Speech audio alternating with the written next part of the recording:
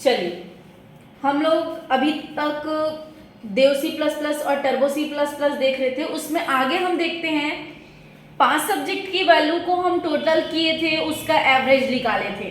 अब देखते हैं if statement, if else statement. यह एक कंडीशनल स्टेटमेंट होता है जो यूजर द्वारा दिए गए कंडीशन को चेक करता है। यदि कंडीशन ट्रू होती है तो इफ के नीचे वाला मैसेज प्रिंट होता है, और कंडीशन अगर फॉल्स होती है तो एल्स के नीचे वाला मैसेज क्या होता है, प्रिंट होता है।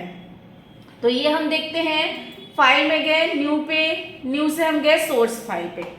यहां पे देते हैं हैज इंक्लूड iostream। साइज थोड़ा बड़ा कर लेते हैं, फॉन्ट ओके। फिर दे दिए has include conio .h using namespace std main function curly bracket open से बीच में वर्क होगा। अब यहाँ पे हम देते हैं इंटीजर a। इंटीजर बताए थे पूर्णांक संख्या के लिए होता है, इसमें दशमलव के बाद की संख्या शो नहीं करता है। अब यहाँ पे सी आउट आउटपुट स्टेटमेंट होता है जो किसी भी टेक्स्ट को प्रिंट करने के लिए होता है। तो यहाँ पे हम दिए enter the number a is equals to, a में आपको एक नंबर, sorry, enter the number a equal पूछेगा सी इन, जिसमें हम a की वैल्यू क्या करेंगे, इनपुट करेंगे।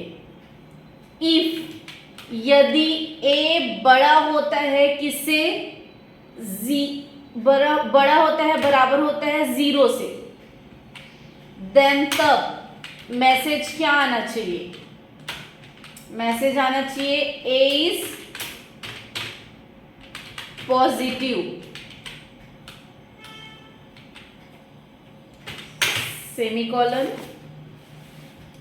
एल्स नहीं तो मैसेज क्या आना चाहिए, सी आउट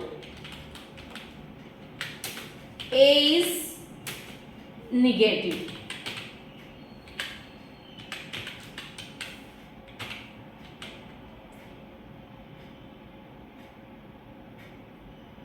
देखो यहां पे क्या किए, enter the number a equal पूछेगा जिसमें a में आपको नंबर इनपुट करना है। यदि a की वैल्यू बड़ा होगा, बराबर होगा 0 से, तो मैसेज क्या आएगा, a इज पॉजिटिव, नहीं तो मैसेज क्या आएगा, a is negative. F11 press किए, इसको सेव कर देते हैं किसी भी नाम से। यहां पे जैसे मैं अगर 23 देती हूं तो 23 पॉजिटिव वैल्यू है, तो क्या आएगा, a इज पॉजिटिव। अगर मैं कोई संख्या माइनस पे देती हूं तो वो 0 से कम होता है, तो ये क्या होगा, a इज निगेटिव।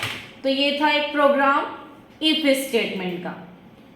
यहीं पे अगर आपको टर्बो में बनाना है तो यहाँ पे .h लगाना है ना, और यूजिंग नेम स्पेस को हटाना है, और यहाँ पे क्या लगाना है, वाइट मैन लगाना है।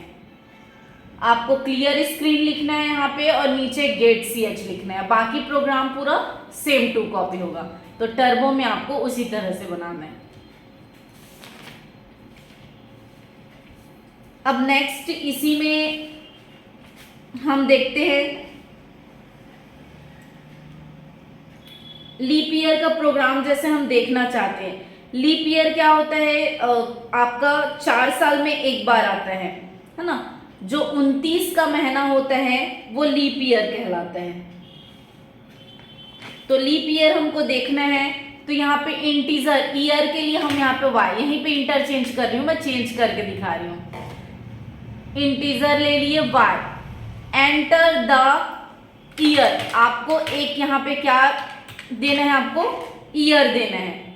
सी इन, आपको y में ईयर इनपुट करना है। यदि ईयर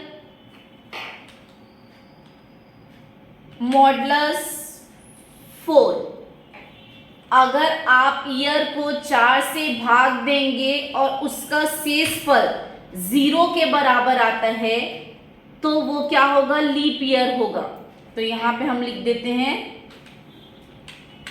लीप ईयर,